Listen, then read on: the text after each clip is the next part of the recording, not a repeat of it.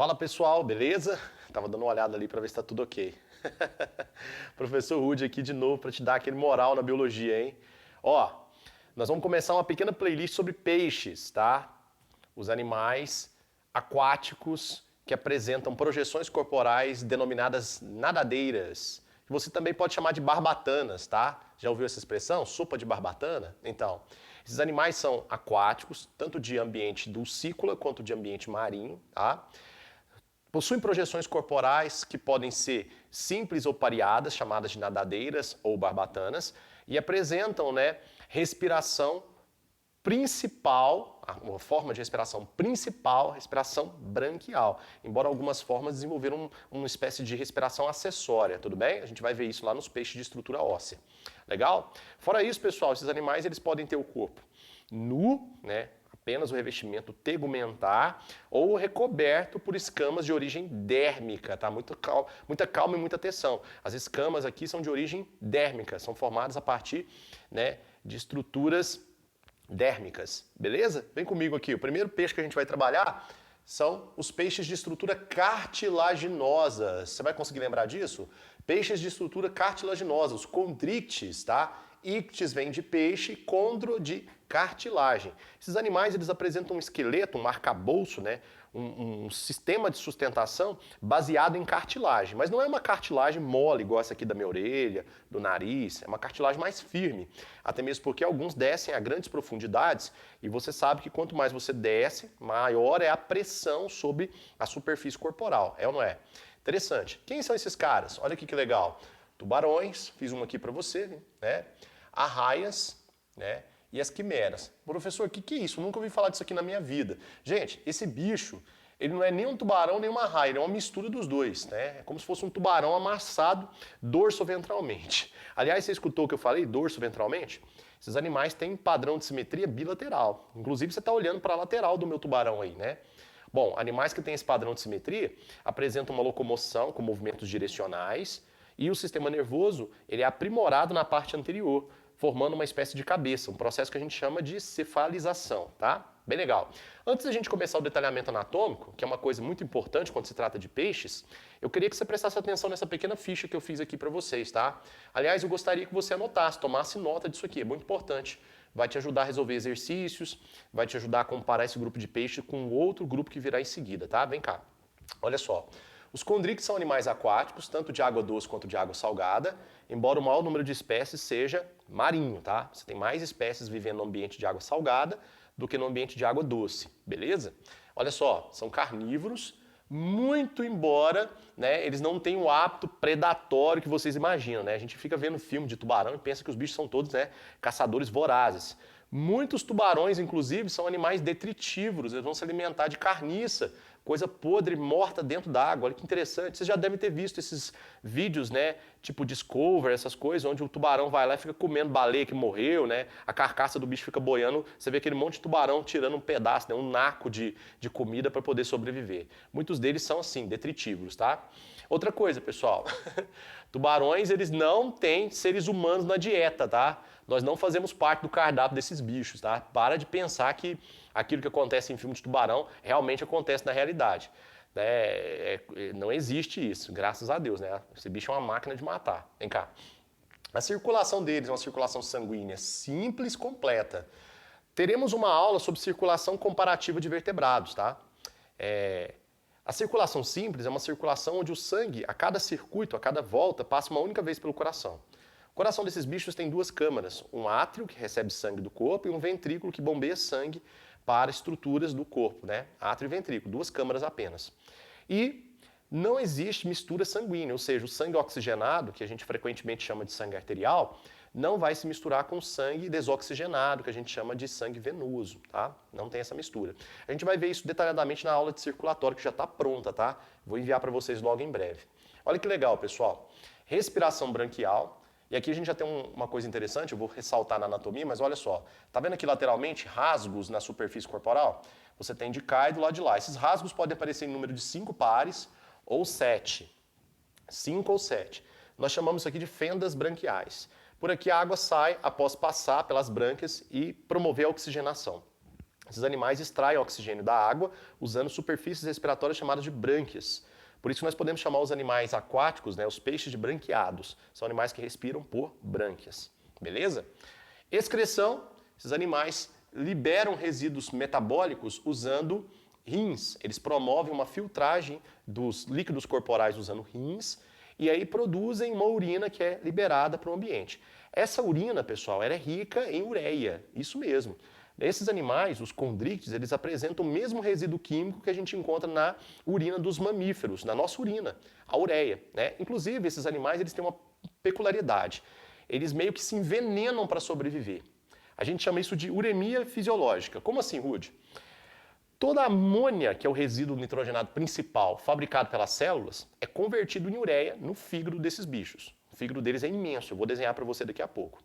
E aí esses animais mantêm uma certa quantidade de ureia no sangue e nos fluidos, né, nos líquidos teciduais, no líquido tecidual, melhor dizendo, para manter igualada a concentração interna e externa. Isso permite que esse animal realize o controle osmótico, o controle hídrico, fazendo com que ele consiga, né, reduzir a sua necessidade de ficar tendo que ou bombear água para dentro ou para fora, ou bombear sais para dentro e para fora. Diferentemente do que acontece lá nos peixes de estrutura óssea, onde eles têm que ficar bombeando sais, parando de beber água, bebendo água. Esses animais não precisam se preocupar com isso. Eles meio que se envenenam para sobreviver, porque a ureia é um resíduo tóxico. Mantendo o corpo concentrado em ureia, ele meio que está se envenenando para se manter vivo, porque ele não tem mais que se preocupar com a questão da regulação osmótica. O nome disso, pessoal, é uremia fisiológica. É uma coisa que a gente vai estudar lá nas aulas de fisiologia. Vou bater nessa tecla com vocês. Na parte de fisiologia renal, eu explico a osmorregulação de peixes de estrutura óssea e osmorregulação de peixes de estrutura cartilaginosa. Vale a pena esperar por esse vídeo, vai ficar, ó, show. Vem cá. São de sexos separados. Como é que a biologia chama isso? Ó, feminho e machinho? Nós chamamos isso aqui de animais dioicos. Macho, e fêmea. E esses animais praticam sexo. E o sexo deles envolve fertilização interna. O macho copula com a fêmea dentro d'água. Isso mesmo. Embora sejam aquáticos, diferente do próximo grupo de peixes que você vai ver, esses animais não liberam gametas no ambiente, não. Os machos, eles liberam gametas dentro do sistema reprodutivo da fêmea. Para tal, os machos apresentam uma nadadeira modificada. Vou fazer ela aqui para você ver. Ó. Essa nadadeira, ela é mais ou menos assim, ó. Ela tem aqui uma projeçãozinha. Ela é mais ou menos assim, tá? Ela é conhecida como clasper. Isso aqui que você está vendo, ó, é o clasper. Eu vou pintar de preto aqui a estrutura, ó. O clasper. Como é que é o nome disso aqui, Rude? Clasper. Clasper. O clasper, que é isso aqui que você está vendo, ó, né? Vou fazer assim, fica mais fácil você entender. O clasper é análogo a um pênis. Isso aqui é uma estrutura análoga a um pênis. Vamos lembrar o que significa esse análogo?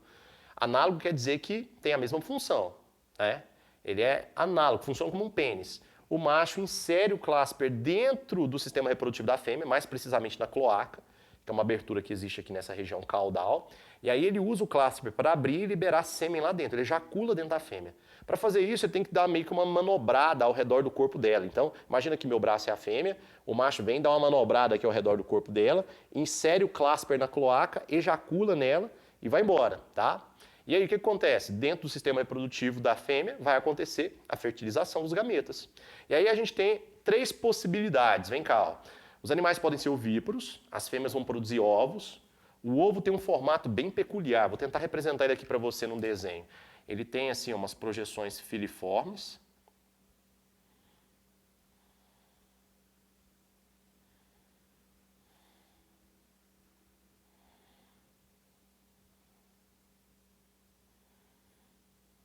Ele tem mais ou menos esse aspecto aqui, ó. Isso aqui seria o ovo. Né? Em alguns lugares eles chamam isso aqui de caixa de sereia. Eles acham que aqui dentro tem uma sereia, quando na verdade tem um filhotinho de tubarão. Então esse é o aspecto do ovo, tá? O ovo geralmente ele é colocado ali, ó, próximo à vegetação aquática, que é formada por algas, tá? Aquela vegetação subaquática formada por algas vão abrigar os ovos de tubarões que botam ovos. Como é que eu vou chamar os tubarões ou condríctides que botam ovos? Ovíparos, tá?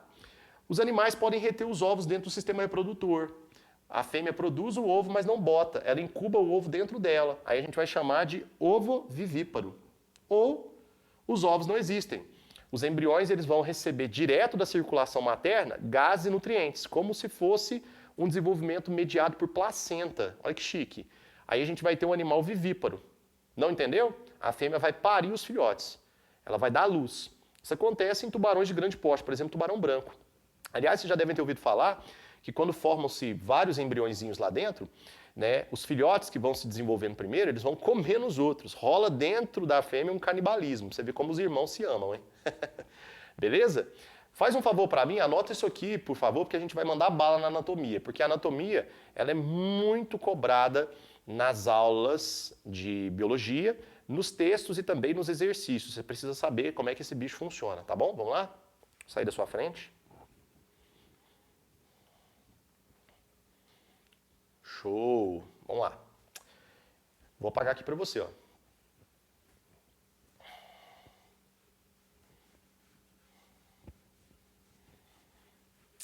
Meu quadro é pequeno, eu tenho que ficar apagando, senão não tem espaço.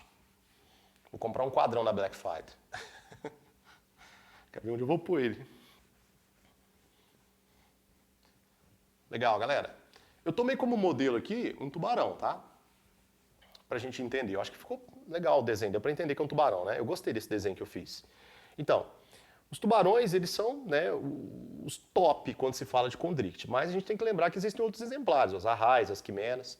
E aí, olha que interessante, os tubarões eles têm um formato corporal que lembra muito um torpedinho. Imagina aqui para você ver, ó, não parece um torpedinho, aquela arma para jogar na água? Então, a gente diz que um corpo que tem formato de torpedo é um corpo fusiforme. O que seria um corpo fusiforme? As extremidades são finas, ó, observa para você ver, e a parte média dilatada. Isso dá mais hidrodinâmica para o animal, beleza? Já vamos começar por aí.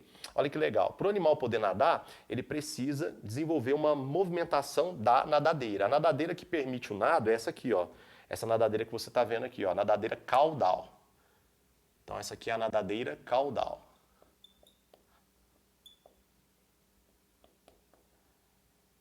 Nadadeira caudal. Ok? A nadadeira caudal, pessoal, ela tem uma leve assimetria. Se você prestar atenção, ela cresce mais para o dorso do que para o ventre. E aí a gente costuma chamar essa nadadeira caudal de assimétrica ou heterocerca. Então, a nadadeira assimétrica ou hetero, que é diferente, né? Cerca. Olha que legal. Ô, Rudy, como é que essa nadadeira funciona? Ela funciona assim, ó, lateralmente. Os músculos que estão associados, eles vão garantir esse movimento aqui, ó. E aí o animal ganha dinâmica, ganha hidrodinâmica, tá? Algumas espécies nadam muito rápido. Para que o animal não entre em parafuso durante a locomoção aquática, o nado, ele desenvolveu nadadeiras de estabilização. Essa aqui, por exemplo, é a primeira nadadeira dorsal. Aqui temos a segunda, tá? Vamos colocar aqui, ó. Essa aqui é a que aparece quando o animal está nadando na superfície, lembra? Filmes de tubarão sempre colocam, né, essa nadadeira aí na capa do filme. Vou colocar aqui, ó. Nadadeira dorsal. Show, né? Essa é a primeira, vou colocar aqui, ó, a primeira. E aqui tem a segunda, que pode ou não ser bem desenvolvida, tá? Dependendo da espécie. Legal, né? Aqui na parte ventral, além do clasper que a gente já falou, que é típico de qual sexo, pessoal? Sexo masculino, tá? Porque é análogo a um pênis. Então, se você viu o clasper numa imagem ou num vídeo, é um macho. Aliás, isso te permite diferenciar o macho da fêmea, ou seja, você tem um certo grau de dimorfismo entre os sexos, tá? Dimorfismo são as diferenças anatômicas externas que te permite diferenciar, identificar o macho e a fêmea. Tá aí, ó, uma estrutura masculina. Além do clasper, você tem aqui essa nadadeira também, que a gente chama de nadadeira peitoral.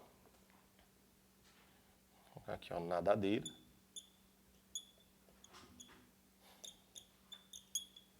Nadadeira peitoral.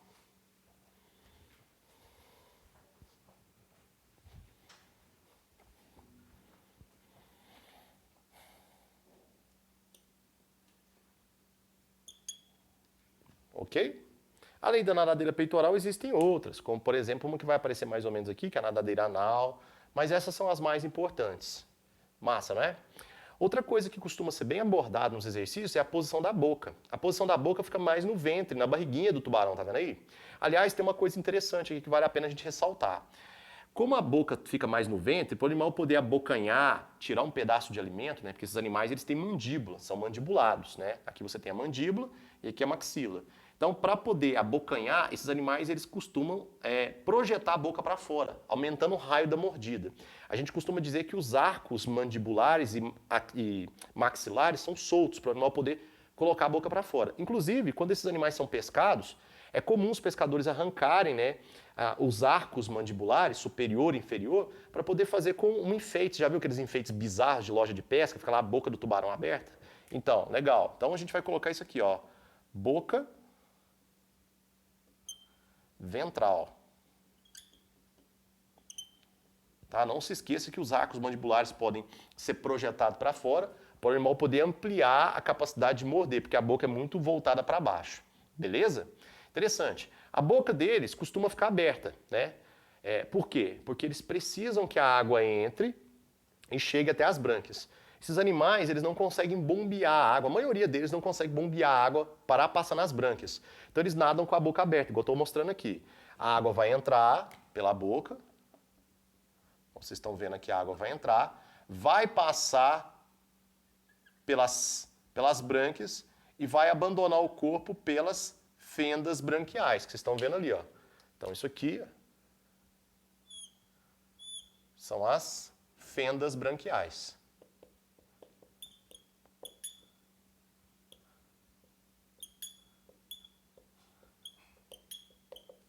Interessante, né, pessoal?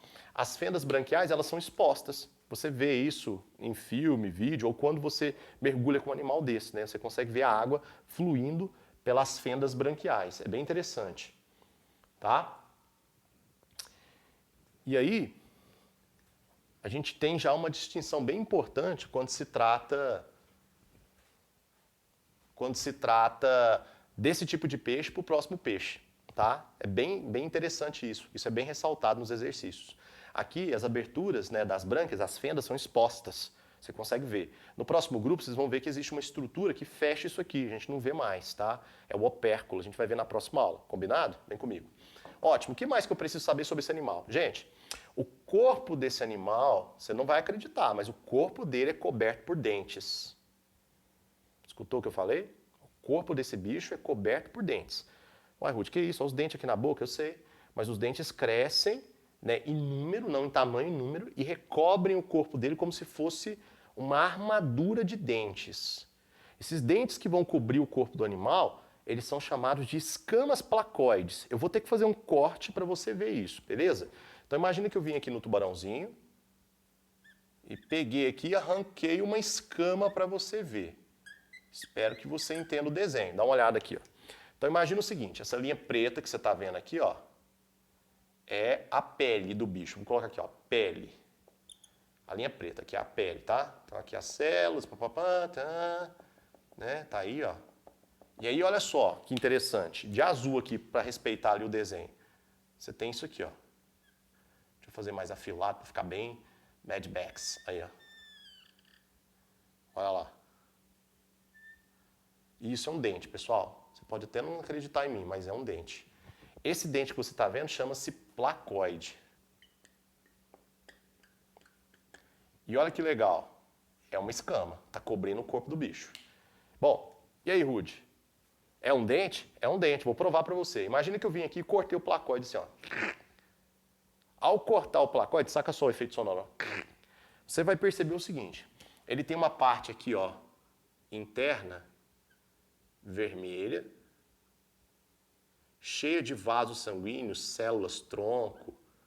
Olha que gostoso, ó. Olha que legal. Essa parte interna existe em você também. A gente chama essa parte interna aqui de polpa. Como se fosse a polpa do seu dente, beleza? Aí olha que legal. Ao redor da polpa, vou colocar aqui de pretinho, como se fosse osso, ó. Parece demais osso, tá bom? Isso aqui, ó, de pretinho que você tá vendo, ao redor, protegendo a polpa, é um tecido mineralizado, como se fosse osso. A gente chama isso aqui de dentina. Olha o nome disso, ó. Dentina. Dentina te lembra o quê? Lembra dente, não é? E a parte branca aqui, ó, que tem um contorno, a linha azul, que eu não desenhei nada, é a parte mais dura da escama placóide do seu dente. A gente chama aquela parte lá de esmalte. Lembra que fica brilhando? Quando você escova os dentes fica brilhando? Então esse aqui é o esmalte, de azul aqui, ó. Esmalte. Olha que show isso, pessoal. Que interessante, hein?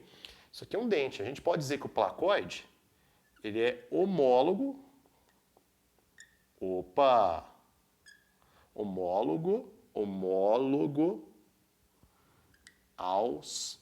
ao dente, né? Ao dente de vertebrados. Pessoal, presta atenção nesses termos, ó. Homólogo, a gente falou aqui do placóide, e o clássico a gente falou análogo. Análogo quer dizer que tem a mesma função. E o que é homólogo? Homólogo quer dizer que tem a mesma origem. Ou seja, embriologicamente falando, durante o desenvolvimento embrionário, os placóides eles têm a mesma origem embrionária, né, dos dentes. Olha que interessante. Só que a função do placóide é revestir e proteger o corpo do bichinho. Beleza? Ou seja, é uma função diferente de um dente, mas é um dente. É um dente que tem uma função diferente. Já o clasper, que a gente falou lá na reprodução, ele não tem a mesma origem embriológica, mas tem a mesma função de um pênis. Cuidado com essas expressões, com esses nomes, tá? É bem complicadinho, mas você consegue. Tudo bem? Ótimo. Vou sair da sua frente. Essa aula é um pouco mais extensa, viu, pessoal? Não tem como fugir disso. E agora a gente vai ver os sensores. O que esse bicho usa para poder se orientar no ambiente onde ele vive. Tá bom? Beleza. Deixa eu dar uma manipulada aqui no quadro. Ó, senão não vai ter espaço. Bom, quais são os sensores que você tem que lembrar que esse animal tem? Sensor, pessoal, são receptores. São estruturas que você vai encontrar ao longo do corpo do bicho que permitem ele interpretar estímulos ambientais, né? São os receptores do sistema nervoso. Aliás, o sistema nervoso desses animais não é um sistema nervoso muito desenvolvido. É um sistema nervoso de posição dorsal, como de todo animal cordado, tá? Aqui na parte anterior você tem um encéfalo já apresentando 10 pares de nervos cranianos, a medula que se estende ao longo do dorso, apresentando os nervos raquidianos que controlam a musculatura, os órgãos viscerais, tá? Bom, e aí, Rudy? E aí que, para poder interagir com o ambiente, esse animal tem uma série de sensores. Eu vou listar os principais, começando por esse aqui, ó. Essa bolota aqui é o olho. Então, vou colocar aqui, ó, olhos. Eles têm olhos. Muito embora a visão dos tubarões, de uma maneira geral, não seja uma visão boa. Isso é tão verdade que, às vezes, os animais atacam pessoas pensando que são focas, presas. Quando eles percebem que não é, eles abandonam, vão embora, ok? Uma coisa interessante que poucos professores falam é o seguinte: entre os dentes dos tubarões, principalmente os grandes tubarões, como o tubarão branco, você vai encontrar sensores de gordura. Medem, avaliam o teor de gordura da carne da presa. Se o teor de gordura for baixo, o bicho dá uma mordiscada e percebe que o teor de gordura é baixo. Então ele abandona a presa, ele não dá prosseguimento ao ataque, não vale a pena. Esses animais precisam de gordura, muita caloria para sobreviver, tá? Interessante. Então os olhos, embora a visão não seja muito boa, tá vendo esse buraquinho aqui bonitinho? Esse aqui já é bom, hein? Isso aqui é uma narina olfativa aqui, ó. Narina olfativa.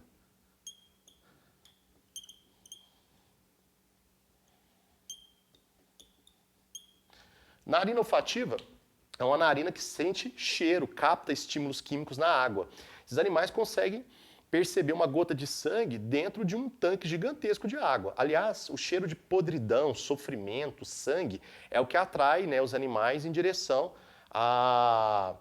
ao alimento, né? Por exemplo, se você quiser atrair um bicho desse para pescar, você tem que jogar podridão na água, sangue, porque aí você atrai os tubarões da região para aquele local. Em praias onde você tem muita deposição de lixo, lixo orgânico, resto de comida, esses animais costumam aparecer. No Brasil você tem, né, uma praia chamada de Praia da Boa Viagem, não é? A Praia da Boa Viagem ela é bem reconhecida, né, mundialmente pelo número de ataques de tubarões, por conta, né, da questão da poluição, muitos banhistas jogando lixo na água e acaba atraindo esses caras. Mas como eu falei para vocês, muitas das vezes os ataques acontecem por engano. O bicho enxerga uma coisa, pensa que é, mas não é, ok? E aí, Rudy, o que mais? Isso aqui, pessoal, ó. Essa estrutura aqui, a gente chama ela de linha lateral. Opa, quase caiu aqui, ó. Como é que é o nome dela? Essa aqui é a linha lateral. Gente, a linha lateral, ela se estende por toda a lateral do animal. Essa estrutura vai estar presente aqui e está presente lá também nos peixes de estrutura óssea. Isso aqui é um sensor de movimento. É o que a gente fala, tato à distância. Ele consegue perceber movimentação na água, muito embora ele não esteja vendo. Ele consegue perceber isso através da linha lateral. Então isso aqui é um sensor de movimento. Quero que você anote aí, ó, sensor de movimento.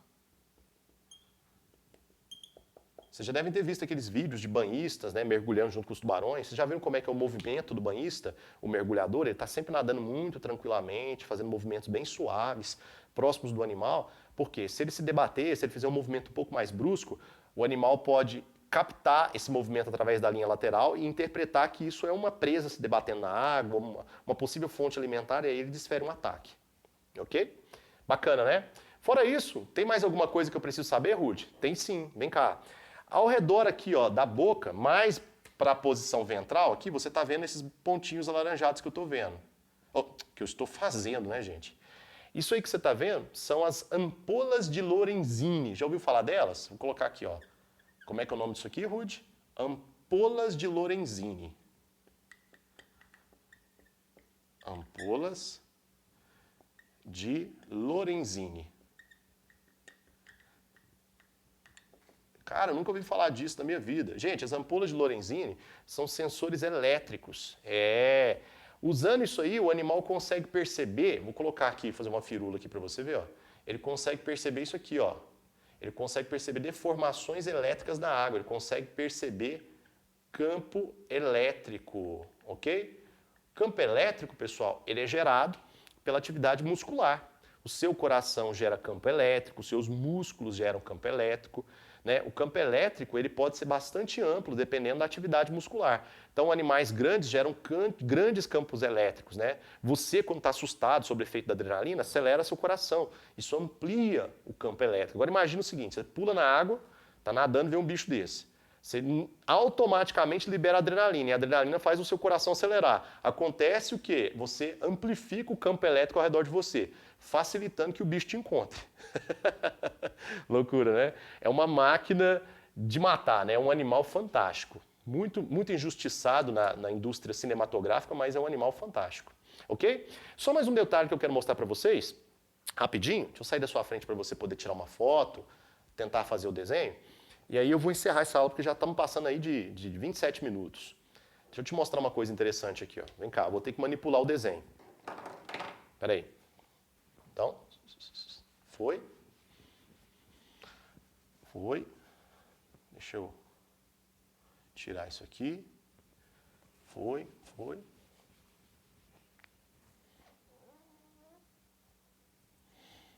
Tá, aqui também, não precisa mais disso, você já sabe o que é nadadeira.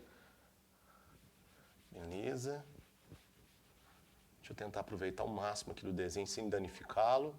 Eu preciso te mostrar uma coisa que está dentro dele, tá? Aqui também. Posso sair. Aqui. Pronto. Pronto, aqui também. Não precisa mais disso. Beleza, tá aí. Razoavelmente limpo, né? Deixa eu tirar esses dois aqui, senão você vai te confundir.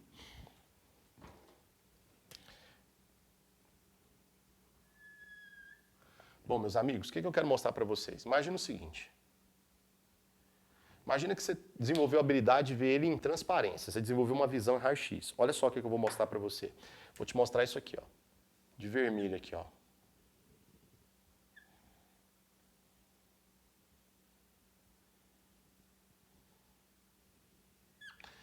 Vou precisar fazer um pouco maior esse aqui, peraí. Pronto, agora ficou legal. Esse é o canal alimentar dele.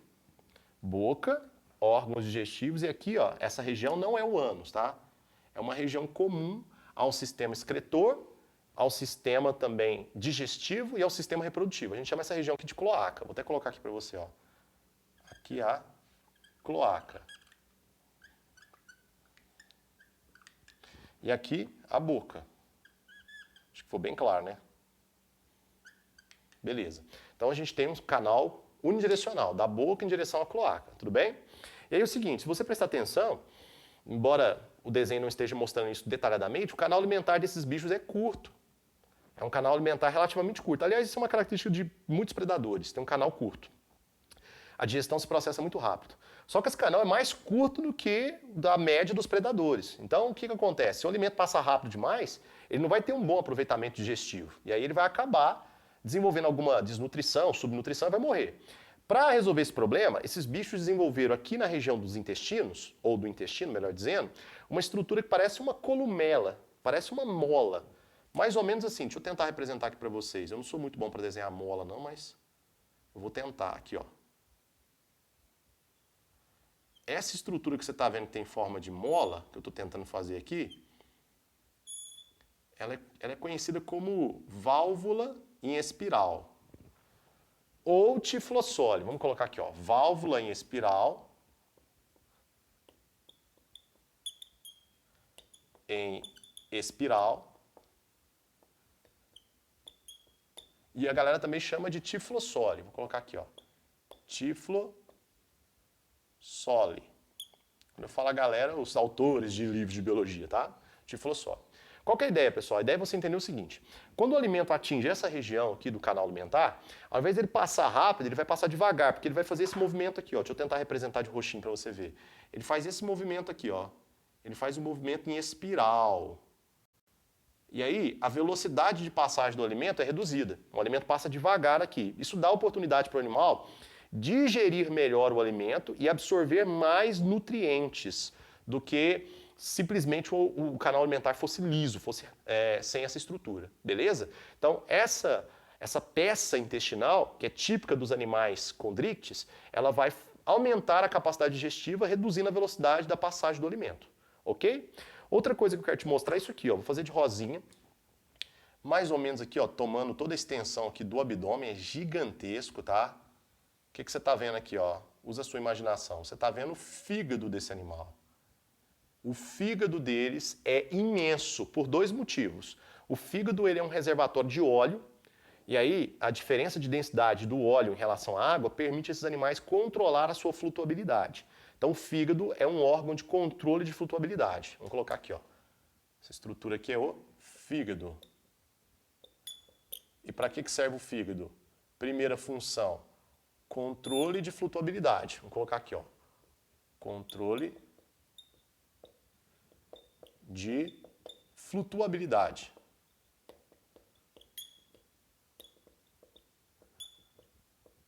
Legal, né? Outra função que o fígado tem é converter a amônia, que é um resíduo nitrogenado tóxico, em um resíduo menos tóxico. Para isso, o fígado gasta muita energia, tem que ser bem grande, muitas células envolvidas nesse processo, daí o fígado ser imenso, tá? Bom, como é que é o nome disso? Essa conversão de amônia e ureia faz parte de uma característica desses animais que eu citei no começo da aula, a uremia fisiológica. Então, o fígado está relacionado à uremia fisiológica, relacionado à uremia fisiológica.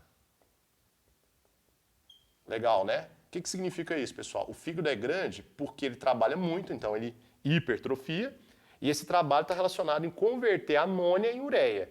Lembrando que a ureia vai ser excretada junto com a urina do animal, é claro, mas um pouco dela fica, né, nos líquidos biológicos, no líquido tecidual, tissular, para manter as concentrações internas e externas equivalentes, iguais, para que esse animal não tenha que se preocupar com a questão do controle osmótico, tá? Da pressão osmótica, essas coisas que a gente estuda lá na osmose.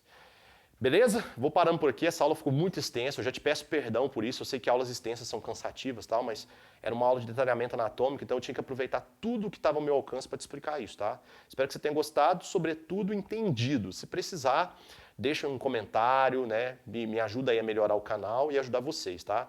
Ó, um grande abraço, beijão, fui!